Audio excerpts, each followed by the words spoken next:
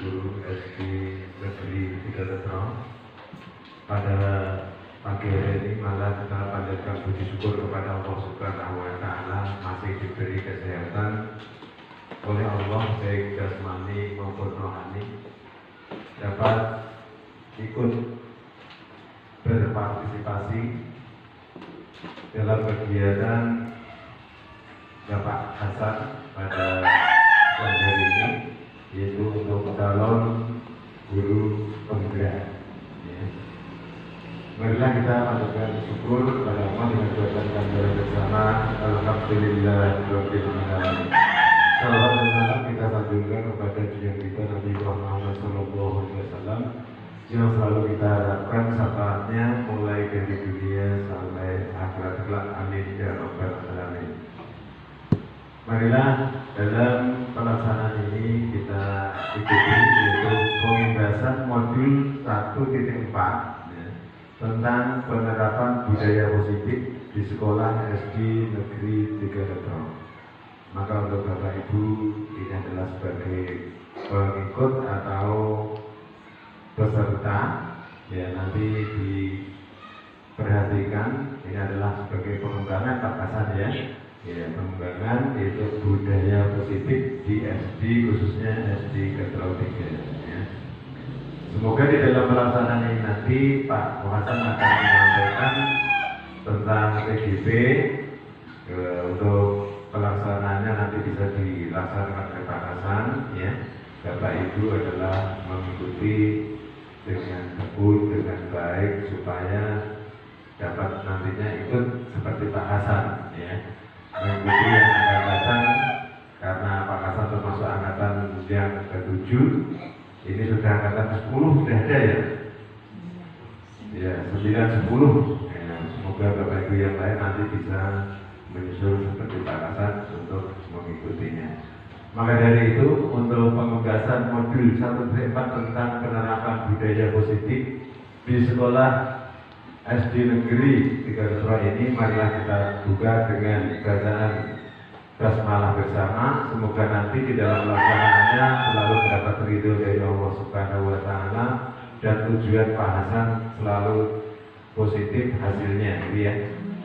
Kita buka bersama dengan bacaan basmalah. Bismillahirrahmanirrahim. Ya, ini sudah sekarang saya serahkan untuk Pak Hasan untuk melanjutkan itu tentang penyampaian materi kepada teman-teman. Terima kasih.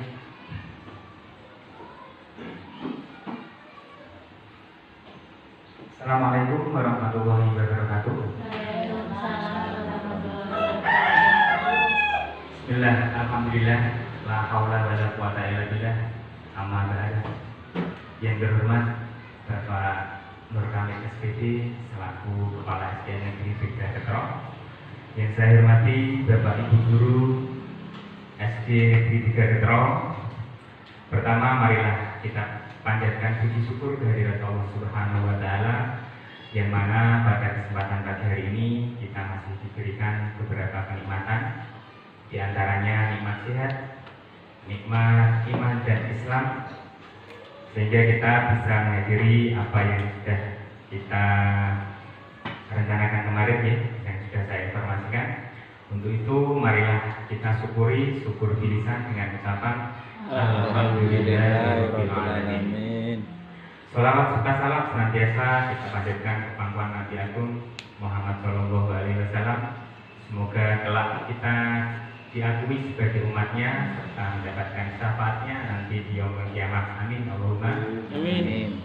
Bapak Ibu yang saya hormati, terkait dengan kegiatan TGP pada hari ini, saya mohon izin untuk berbagi kegiatan positif atau penerapan budaya positif atau materi yang telah saya dapatkan. Ini nanti akan saya tularkan pada Bapak Ibu semuanya. Intinya di sini kita belajar bersama. Gitu ya Bapak Ibu ya. Masih semangat Bapak Ibu? Semangat. Terima kasih. Untuk itu nanti mohon untuk diikuti dengan senang hati. Langsung saja Bapak Ibu, untuk materi yang akan saya sampaikan ini tentang pembahasan modul 1.4 tentang penerapan budaya positif di sekolah SDN Negeri 3 Getro. Terkait dengan budaya positif, seperti yang sudah Bapak Ibu laksanakan setiap harinya di SD kita ini sudah banyak kegiatan-kegiatan yang terkait dengan budaya positif, seperti pembacaan Asmaul Husna gitu. Nah, itu sudah setiap hari dilaksanakan. Selain itu bersih, Jumat bersih dan Sabtu sehat. Ketika kita melaksanakan kegiatan seperti itu, ya, selain itu juga ada berbaris di depan kelas sebelum memasuki ruang kelas, dan sebelum pelajaran dimulai juga melaksanakan untuk berdoa bersama. Ya, terima kasih Bapak Ibu. Itu nanti diantaranya budaya-budaya positif yang sudah dilaksanakan dan nanti akan kita laksanakan terus-menerus. Langsung saja materi tentang budaya positif.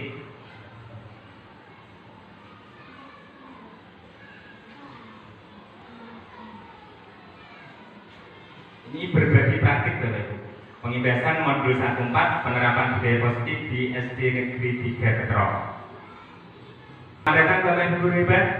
Mari kita belajar bersama, berkolaborasi, saling mendukung demi mewujudkan disiplin positif di sekolah tercinta kita ini. Siap ya Bapak Ibu? Siap.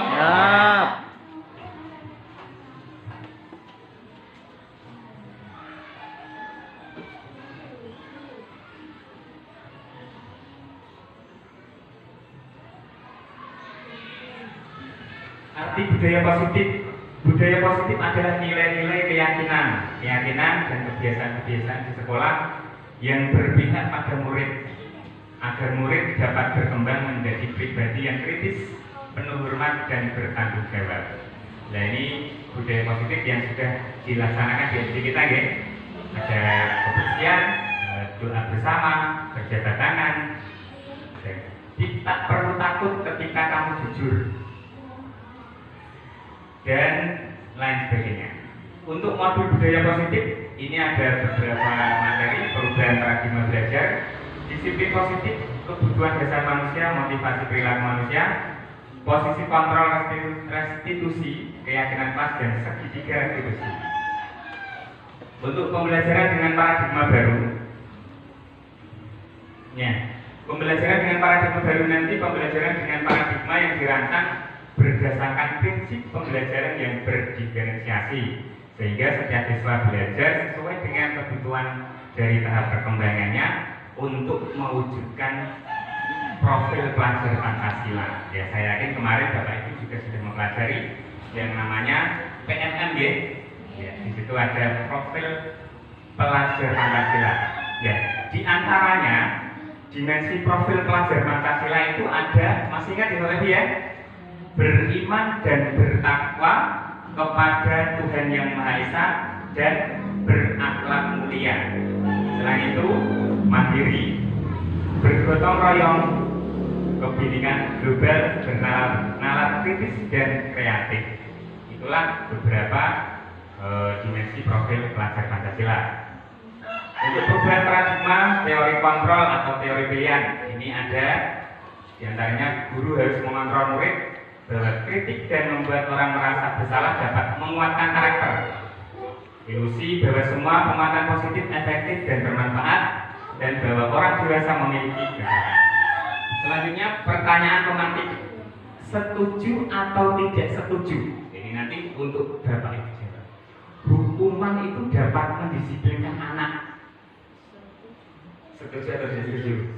Oh iya, ada yang setuju. Nanti kita bahas. Terus pemberian hukuman dengan hal positif seperti membaca atau membersihkan halaman sekolah dapat meningkatkan disiplin anak. Bagaimana Bapak Ibu?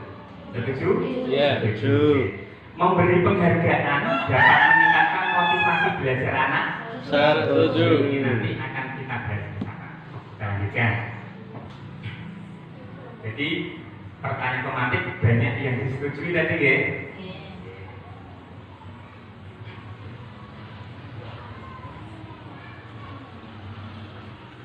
Apakah makna disiplin? Nah, ini Bapak Ibu.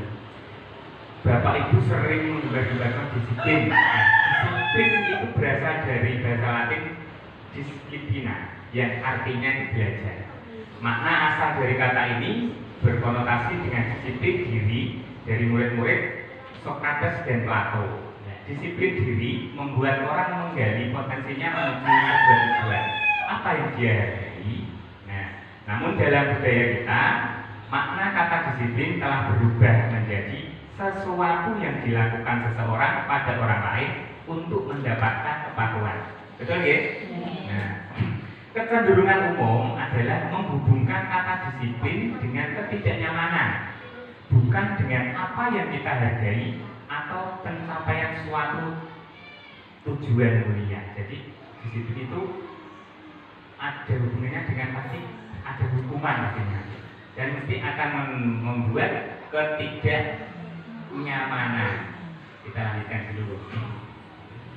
Disiplin positif merupakan suatu cara menerapkan disiplin tanpa kekerasan dan ancaman.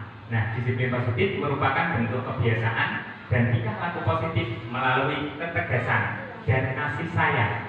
Dengan demikian, disiplin positif merupakan salah satu cara penerapan yang disiplin yang bertujuan untuk menumbuhkan kesadaran diri. Ini ada beberapa motivasi perilaku manusia, Bapak Ibu. Di samping itu biasanya kelas rendah itu kalau mendapatkan nilai bagus ada yang namanya bintang 2, bintang 1, bintang 5 dan selanjutnya. Dan juga ada ketika anak itu sudah melaksanakan suatu kegiatan yang positif mendapatkan hadiah ya, di gambar di bawah itu ya, boneka. Nah, motivasi perilaku manusia itu digunakan untuk menghindari ketidaknyamanan atau hukuman. Jadi hukuman itu sebaiknya dihindari untuk mendapatkan imbalan atau penghargaan dari orang lain. Itu motivasi perilaku yang kedua. Selanjutnya untuk menjadi orang yang berbaik. Nah, ini ada berapa? 5 kebutuhan dasar manusia. Jadi kebutuhan dasar manusia itu yang pertama kebutuhan untuk bertahan hidup, yang kedua kasih sayang dan rasa diterima, yang ketiga kebebasan, keempat kesenangan, dan yang kelima penguasaan atau power. Nah, dari kelima dasar kebutuhan manusia ini nanti juga akan kita cari bersama. Selanjutnya ini ada kasus Bapak Ibu. Kasus ibu guru bilang, aku tidak boleh bersenandung sewaktu mengerjakan tugas. Katanya kelas harus tenang, tidak ada suara. Padahal kan aku suka dan senang menyanyi. Ini termasuk kebutuhan apa ya? Iya, coba kita lihat nanti. Bu Ani menjawab kebutuhan kesenangan. Kira-kira bagaimana? Saya juga condong kebutuhan kesenangan karena suka menyanyi berarti ya. Kebutuhan kesenangan. Ya, betul sekali jawaban Bu Ani tadi. Jadi ketika anak tadi bersenandung dalam arti bisa diartikan bernyanyi gitu. Nah, bernyanyi itu termasuk kebutuhan kesenangan. Tapi jika dilaksanakan ketika proses pembelajaran itu berarti sangat mengganggu gitu. 5 posisi kontrol dalam mewujudkan budaya positif. Ya, yang pertama ini Bapak Ibu guru sebagai penghukum, yang kedua pembuat rasa bersalah, yang ketiga teman sebagai teman, yang keempat pemantau, dan yang terakhir manajer. Ini nanti ketika ada beberapa salah satu video tentang kegiatan posisi kontrol. Jadi Bapak Ibu dalam kegiatan belajar mengajar itu terdapat 5 posisi kontrol ya. Nanti Bapak Ibu bisa meresapi atau meraba-raba sendiri. Saya ada di posisi yang keberapa ya? Penghukum kan, pembuat rasa bersalah kan, sebagai teman, sebagai pemantau, atau sebagai manajer. Saya sendiri, ya jujur, di kelas 6 itu sering ada di posisi sebagai penghukum. Nah, ini ada tegas pernyataan-pernyataan, dan siapa yang mengatakan saya kecewa sekali dengan kamu, itu biasanya yang mengatakan oleh Bapak itu sebagai pembuat orang merasa bersalah. Terus kamu tidak pernah melakukannya, ini penghukum.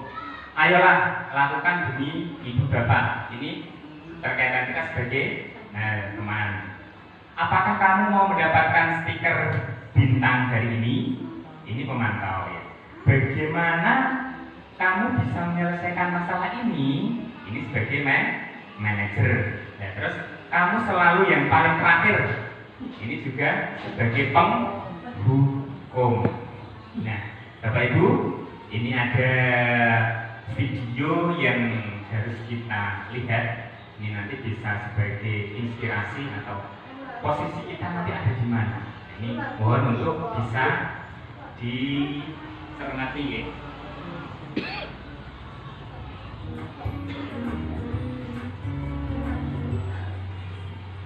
Salam bahagia Ibu dan Bapak Guru hebat.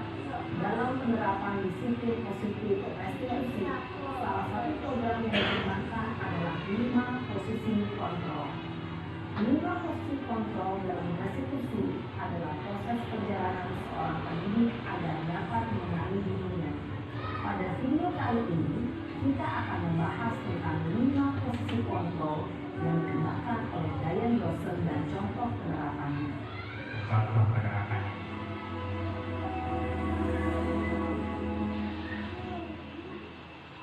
Lima posisi kontrol itu adalah 1. Posisi penghukum. 2. Posisi pembuat merasa bersalah. 3. Posisi teman. 4. Posisi pemantau atau monitor. Dan 5. Posisi manajer.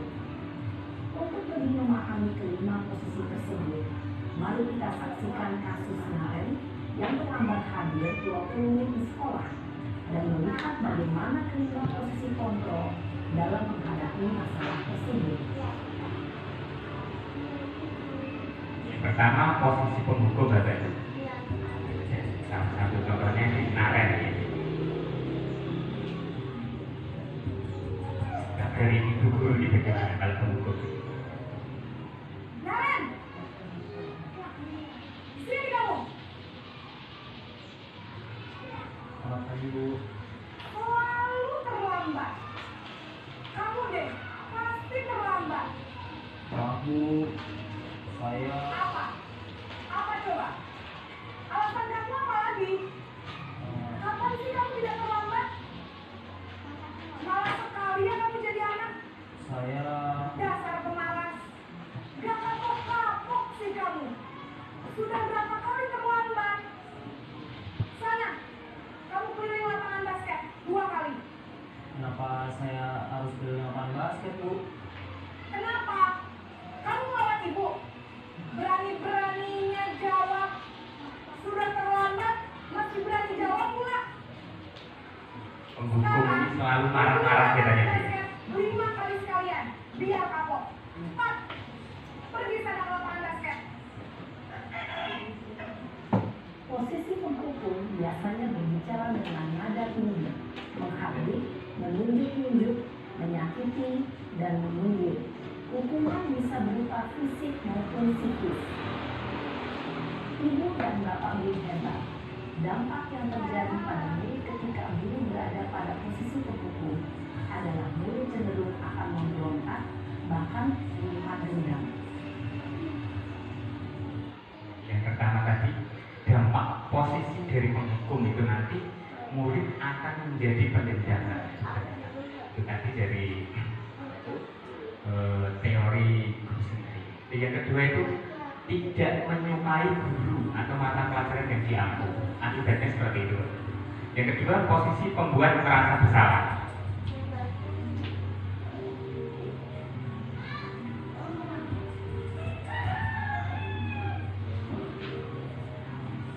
Naren!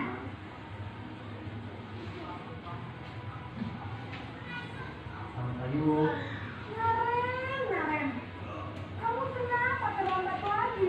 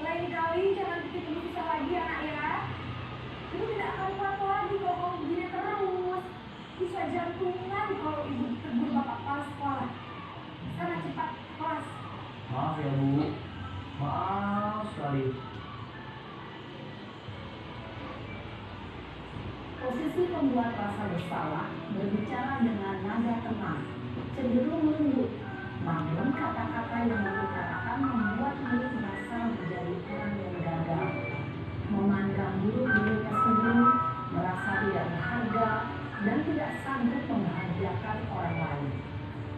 Ketika guru mengambil posisi pembuat rasa bersalah, murid akan menganggap dirinya yang bersalah dan ia akan menyimpan emosi negatif tersebut di dalam dirinya. Posisi teman.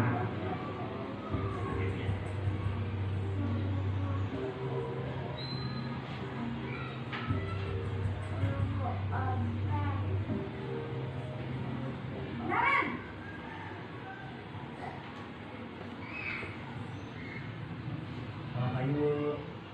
Wah, sudah jam berapa ini, Nak? Terlambat lagi ya, sayang. Iya, Bu. Habis ibu saya lupa memaafkan saya, Bu. Sebagai teman asli kata-kata sanjungan.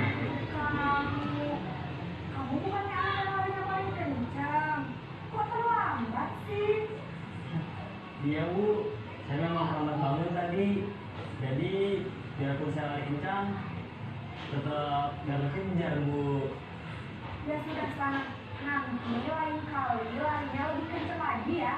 Biar gak terlambat lagi. Bikin seneng ibu. Demi ibu. Bisa kan? Bisa lah, Bu. Ya sudah sana masuk kelas.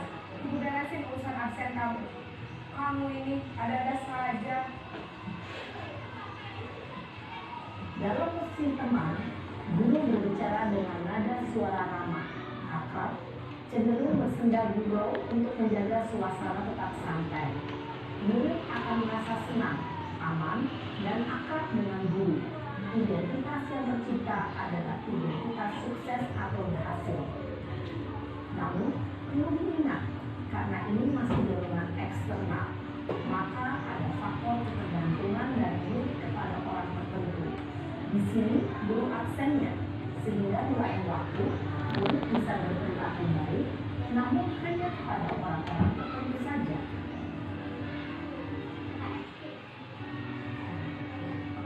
Sisi pemantau atau seperti monitor.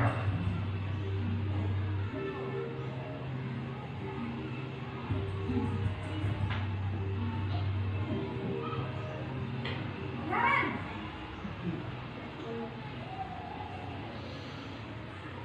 Selamat pagi, Bu. Naren, apa peraturan sekolah kita tentang jam berapa kita harus masuk sekolah, Nak? Kita harus di sekolah jam 7, Bu. Iya betul, sekarang sudah jam 7.20. Naren sudah tahu konsekuensinya jika terlambat hadir. Paham, Bu. Saya harus tinggal kelas pas jam istirahat selama 20 menit. Iya benar, konsekuensinya demikian. Jadi nanti jam 9.30 pas istirahat, kamu harus tinggal di kelas, kerjakan tugas tambahan untuk ketertinggalan kamu, ya? Baik, Bu. Posisi pemantau mengandalkan penghitungan atau data untuk mengontrol murid. Guru mengarahkan murid berdasarkan peraturan dan konsekuensi. Seorang pemantau menunjukkan bahasa tubuh dan ekspresi wajah yang datar dan cenderung formal.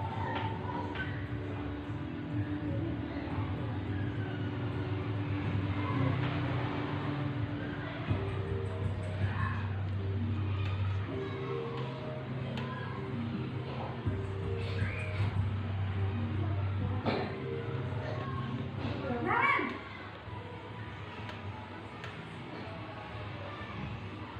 Selamat pagi, Bu. Selamat pagi, Naren. Maaf, Bu. Saya terlambat. Iya, sekolah masuknya jam 7, sekarang sudah jam 7.20. Jadi sekarang bagaimana ini, Naren? Maaf, Bu. Saya lupa tahu alarm saya semalam. Baiklah, menurut kamu, keyakinan sekolah yang mana yang perlu kamu tingkatkan? Menghargai diri sendiri dan orang lain mungkin, ya, Bu. Setuju. Jadi, apakah Naren meyakini prinsip saling menghormati tersebut? Iya, Bu. Saya meyakininya. Apakah Naren bersedia memperbaiki masalah keterlambatan ini? Bersedia, Bu. Bagaimana kamu akan perbaiki masalah keterlambatan ini? untuk tidak lupa menyetel alarm saya, Bu? Baik, kalau Naren lupa menyetel alarm di rumah, ada orang yang kira-kira bisa bantu mengingatkan tidak? Ada, Bu. Kakak saya, Kak Emma. Ada lagi selain Kak Emma? Selain Kak Emma, ada ibu saya. Baik, jadi yang mengingatkan Naren adalah Kak Emma dan ibu kamu ya. Kira-kira akan mulai alarm kapan nih Naren? Setelah pulang sekolah, akan segera saya lakukan. Baik, jadi Naren akan setel alarm untuk bangun besok pagi dan akan diingatkan oleh kakak dan ibu dan Naren ya. Ada lagi yang mungkin perlu dilakukan Naren agar tidak terlambat bangun lagi? Tidak ada, Bu. Baik Naren, terima kasih untuk kerjasama kamu. Sekarang kamu kembali ke kelas untuk belajar. Baik, Bu. Terima kasih. Posisi manajer adalah posisi kontrol yang disarankan untuk membimbing murid memiliki sikap disiplin yang positif, yaitu murid yang mandiri, bertanggung jawab, dan dapat memecahkan masalah. Tujuan dari posisi ini adalah agar murid dapat merefleksi atas tindakannya. Guru akan dengan tulus memberikan pertanyaan-pertanyaan bermakna, sehingga membuat murid dapat belajar dari kesalahannya dan mencari sebuah solusi untuk menyelesaikannya. Ibu dan Bapak guru hebat, setelah mengamati adegan kelima posisi kontrol tadi, kira-kira posisi mana yang paling ideal? Posisi mana yang dapat menunjang motivasi intrinsik murid? Ya, tentu posisi manajer. Posisi ini memang posisi ideal yang ingin dituju setiap pendidik. Pada posisi inilah, guru dapat menerapkan disiplin positif dan berpihak pada murid, yang memerdekakan murid. Perjalanan seorang pendidik tentunya tidak mudah untuk sampai pada posisi seorang manajer. Namun, tujuan kita pasti, yaitu menciptakan murid-murid yang mandiri, merdeka, dan bertanggung jawab. Semoga penggambaran 5 posisi kontrol yang telah diperlihatkan ini dapat menjadi ajang refleksi bagi kita semua, agar dapat terus mengasah dan menerapkan disiplin positif yang memerdekakan murid. Mari terus berlatih dan bersemangat. Selamat menerapkan. Salam dan bahagia Ibu dan Bapak Guru hebat.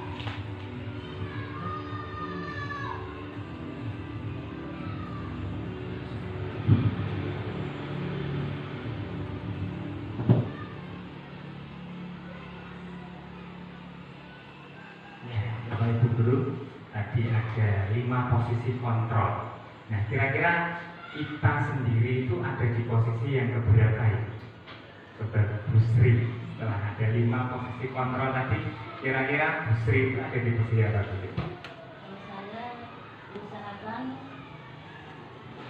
Saya usaha dalam sikap posisi kontrol ini saya akan laksanakan kira-kira ada di posisi manajer. Itulah kenapa saya memprediksikan diri saya untuk menjadi sikap disiplin kontrol yang manajer, karena saya setelah memahami atau menyimak video itu yang diberikan tadi, sekiranya sedikit saya paham bahwa dampak dari posisi kontrol manajer itu dapat membuat siswa dalam menerima dalam menanggapi kesalahan dia yang lambat, bisa membuat pribadi anak menjadi disiplin positif di dalam melaksanakan ataupun merubah sikap, sehingga anak bisa berlaku positif dan bisa memerdekakan dirinya di dalam melaksanakan tugas mahasiswa itu agar tidak terlambat lagi dan dia bisa merasa merdeka dan bertanggung jawab di dalam belajar. Terima kasih. Terima kasih. Ya, Bu Sri akan berusaha untuk ada di posisi apa tadi Bu? Posisi manajer. Tapi saat ini ya, saat ini kira-kira itu ada di posisi apa tadi? Saat ini? Saat ini di posisi teman. Oke, terima kasih. Kalau saya sendiri Bu, ya, jujur ini, saya ada di posisi pembantu. Tapi akan berusaha untuk ada di posisi manajer. Terima kasih. Saya lanjutkan. Perbedaan hukuman dan konsekuensi Bapak Ibu. Ya, jadi hukuman itu sesuatu yang menyakitkan harus terjadi. Betul atau tidak? Hukuman itu sesuatu yang menyakitkan. Betul Bapak Ibu. Yang kedua, membuat anak itu sakit baik fisik maupun hati untuk jangka waktu lama. Ketika anak dihukum itu pasti anak akan membekas, akan mengingat. Aku kayak tahu disini, aku kayak tahu dihukum, aku kayak itu pasti anak akan ingat terus. Selanjutnya anak akan membenci kedisiplinan. Dan karena hukuman itu sebuah paksaan, mendorong anak menyakiti diri sendiri. Terus konsep diri yang buruk, anak belajar untuk menyembunyikan kesalahan, marah, rasa bersalah, dipermalukan, merasa tak dihargai. Nah, untuk konsekuensi itu sesuatu yang harus terjadi, membuat anak merasa tidak nyaman dalam jangka waktu pendek.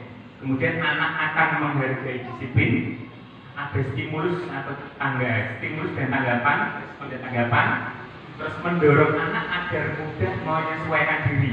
Itu untuk sebuah konsekuensi. Terus tindakan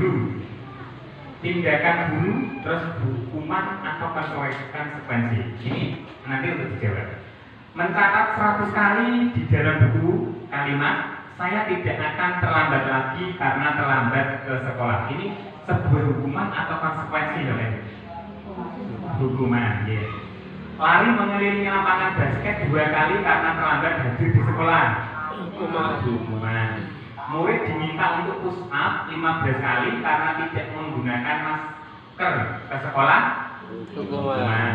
Menggantikan kertas tugas teman yang telah dicoret-coret. Konsekuensi. Membersihkan tumpahan air di meja tulis karena tersenggol pada saat belajar. Konsekuensi. Murid disuruh untuk mengenakan sepatu seharian di sekolah karena tidak mengenakan sepatu hitam. Hukuman. Lari mengelilingi lapangan basket 2 kali karena terlambat 10 menit untuk pelajaran PJOK. Hukuman. Hukuman apakah konsekuensi? Hukuman ya. Coba nanti kita lihat. Ini ada yang di garis terbalik itu untuk pelajaran PJOK.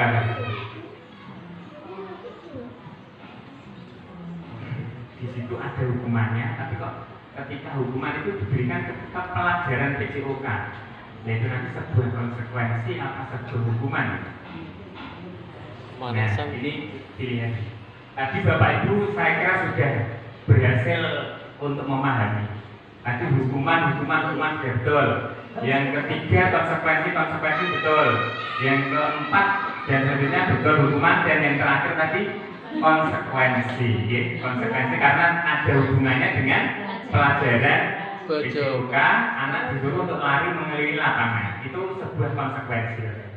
Oke. Seperti Pak Yudi kalau memberikan hukuman, ayo lari nak, ini pelajaran PJOK. Itu tidak sebuah hukuman, tapi sebuah konsekuensi. Sesuai tupoksinya.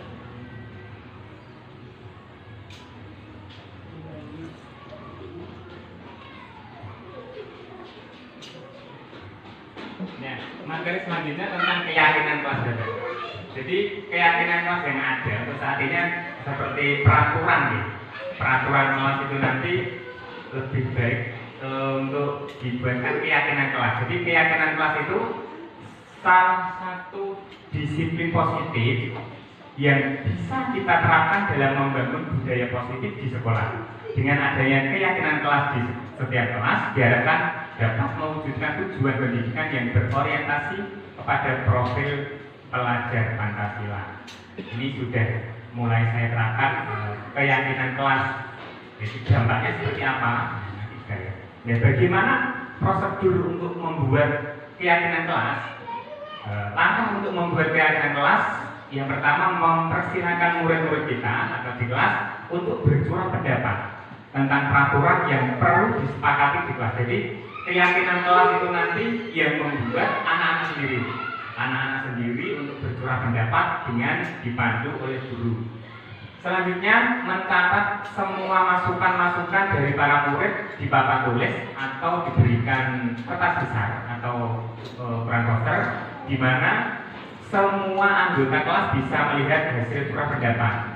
Susunlah keyakinan kelas sesuai prosedur pembentukan keyakinan kelas, gantilah kalimat-kalimat kalimat dalam bentuk negatif menjadi kalimat positif. Tinjau kembali daftar curah pendapat yang sudah dicatat. Tinjau ulang keyakinan kelas secara bersama-sama. Setelah keyakinan kelas selesai dibuat, maka semua warga kelas dipersilakan meninjau ulang. Dan terakhir, keyakinan kelas selanjutnya bisa diletakkan di dinding kelas di tempat yang mudah dilihat semua warga kelas. Ya, jadi keyakinan kelas ini nanti yang membuat murid-murid atas dukungan dari guru. Ya, ini salah satu contoh keyakinan dari kelas 6 yang sudah disepakati oleh anak-anak. Di antaranya adalah bertanggung jawab mengerjakan tugas piket, bersikap jujur, bersikap tenang saat pelajaran berlangsung, bersikap sopan dan menghormati guru, saling tolong-menolong, hidup rukun dengan teman. Ini kesepakatan dari kelas 6 dari beberapa anak yang sudah menuliskan. Selain itu ada yang sudah kita laksanakan bersama, itu kerjasama menjaga kebersihan kelas. Ini salah satu contoh ketika anak diberikan tugas piket itu biasanya kata bekerjasama menjaga kebersihan kelas. Menjaga kebersihan kelas itu maknanya masih luas ya tadi ya. Itu untuk bisa dibuatkan langsung membersihkan atau segera menyapu jika lantai itu kotor dan sebagainya. Menjaga dan meletakkan barang yang sesuai tempatnya, mengerjakan tugas tepat waktu, saling peduli, menghargai dan membantu sama lain, tepat waktu dan aktif di kelas. Ini salah satu contoh dari positif, yaitu keyakinan kelas.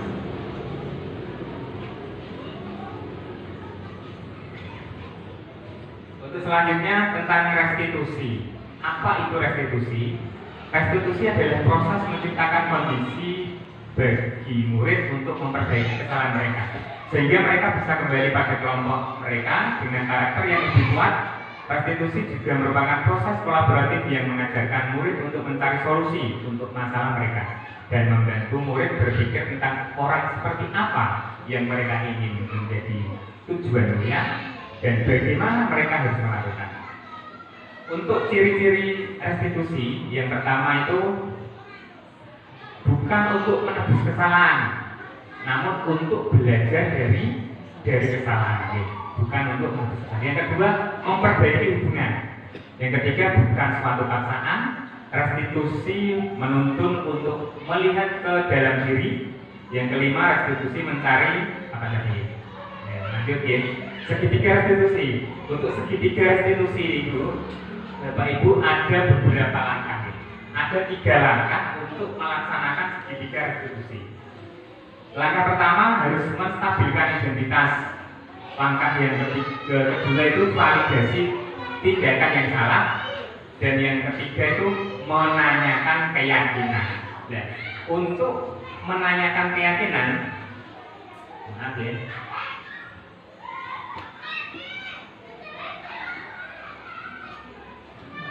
Ini tadi ya, ada beberapa kalimat tanya atau pertanyaan-pertanyaan yang dapat bisa lakukan, seperti kamu tentunya punya alasan mengapa kamu lakukan itu, kamu tentunya punya alasan mengapa kamu terlambat.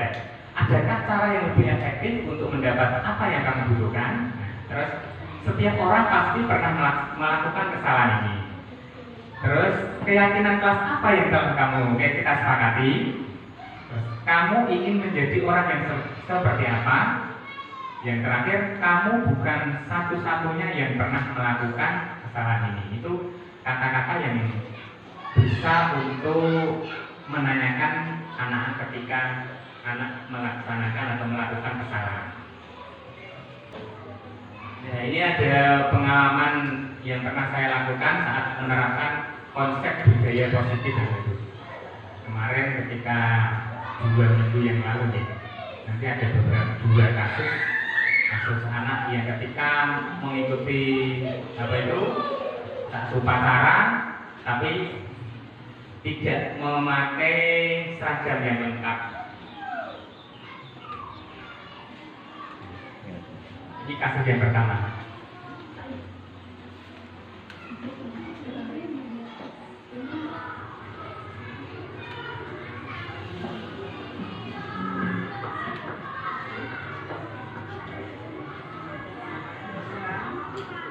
Tulisan.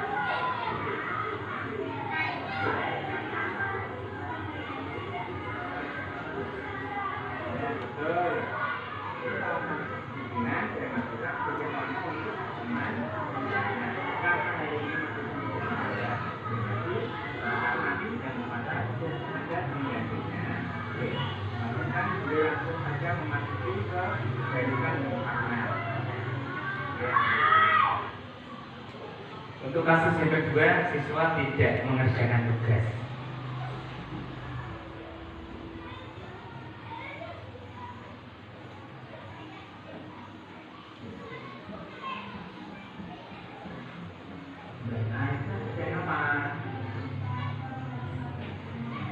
Kamu belum mengerjakan lagi matematika, itu ya.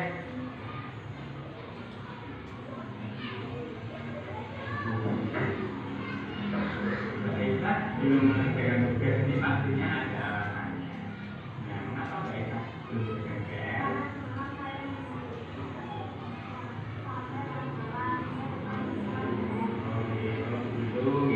Tidak apa-apa. Ya, kalau mereka sudah melakukan hal yang terbaik, yaitu membantu ibu hidup. Tapi dari kesalahan mereka tidak mengerjakan itu sudah melanggar keyakinan yang bisa kita buat. Kira-kira keyakinan apa yang kalian langgar? Jadi Mbak Aisyah tidak bertanggung jawab tentang nah, berarti tanggung jawab itu penting ya. Nah, begitu kira-kira itu apa yang diajarkan kita untuk memperbaikinya nanti. Jadi Mbak Aisyah nanti akan bertanggung jawab setiap diberi. Terima kasih. Oke, kita sudah berusaha nanti untuk bertanggung jawab ketika ada tugas selanjutnya. Ya, gitu. Ini pelajaran yang selanjutnya. Selanjutnya budaya positif yang sudah Bapak Ibu terapkan untuk SD kita ini. Tadi sudah saya singgung ada beberapa yang diprakarsai oleh Pak Is dan Bu Ani untuk kegiatan P3K, yaitu pembacaan Asmaul Husna, berjabat tangan, terus kebersihan setiap hari apa Bapak Ibu? Hari Jumat ada Jumat bersih, terus Sabtu sehat itu melaksanakan senam. Nah, selain itu ketika anak ingin memasuki kelasnya masing-masing itu selalu ya, berjabat tangan dan berbaris di depan kelas. Itu sudah kegiatan atau budaya positif yang sudah kita laksanakan. Tentunya harus kita jaga terus Bapak Ibu ya, harus kita laksanakan terus.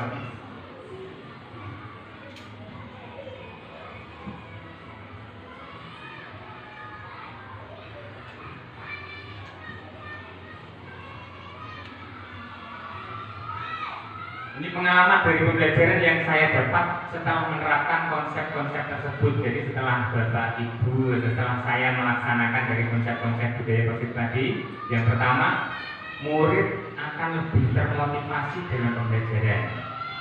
Yang kedua, budaya positif menjadi pembiasaan bagi murid. Yang ketiga, murid dapat menerapkan budaya positif di sekolah, di rumah, dan di lingkungan masyarakat. Ya, tentunya budaya positif inilah yang harus kita jaga, yang harus kita laksanakan bersama-sama. Ya, selesai Bapak. Terima kasih untuk kegiatan hari ini, diseminasi tentang budaya positif. Saya nanti minta umpan balik. Tadi Bu Mulat sudah memberikan posisi kontrol ketika atau saat ini yang telah dilakukan oleh Bu Mulat ya. Tadi Bu Mulat ada di posisi sebagai teman ya Bu. Iya, Bu Mulat sebagai teman. Nah, dan akan berusaha untuk merubah posisi kontrol sebagai teman menjadi manajer ya. Jadi yang disarankan oleh teori dari dosen tadi ya, budaya positif atau posisi kontrol kita sebagai guru itu disarankan untuk sebagai manajer. Selanjutnya saya minta satu umpan balik.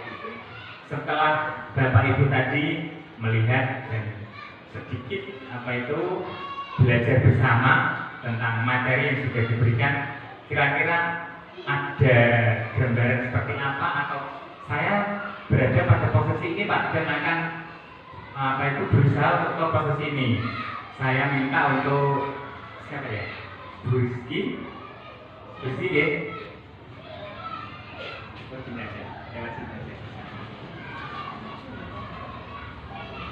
Masih dalam dulu, masih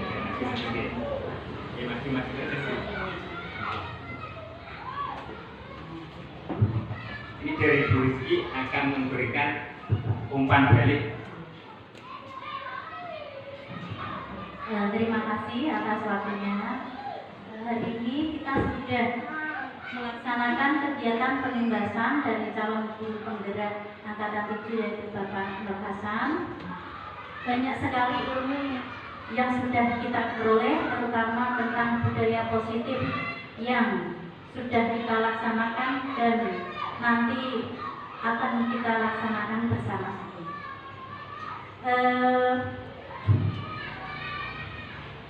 Beberapa materi tadi yang sudah Bapak Hasan sampaikan, yaitu penerapan budaya positif dengan cara pembentukan keyakinan kelas, itu sangat bagus. Kami juga setuju dan nanti minta lebih lanjut kelanjutannya dari Pak Hasan agar kita semua dari kelas 1 sampai kelas 6 bisa melaksanakan kegiatan tersebut sehingga tidak hanya pengindasannya ke kelas-kelas saja tetapi ke seluruh SD negeri juga Keterong. Begitu Pak Hasan. Ya, terima kasih atas waktunya. Ya, terima kasih saya ucapkan kepada Bu Rizky. Ya, jadi nanti kita akan bersama-sama. Jadi saya selaku calon guru penggerak angkatan 7 ini mohon dukungan dari teman-teman semuanya, mohon kerjasamanya untuk kita bisa melangkah selangkah lebih maju nih, untuk bisa meningkatkan, paling tidak meningkatkan apa yang sudah kita laksanakan di setiap hari ini, meningkatkan atau melanjutkan apa yang sudah menjadi program teman kita dulu, dan untuk kegiatan-kegiatan tersebut agar lebih berjalan dan lebih bisa maju lagi.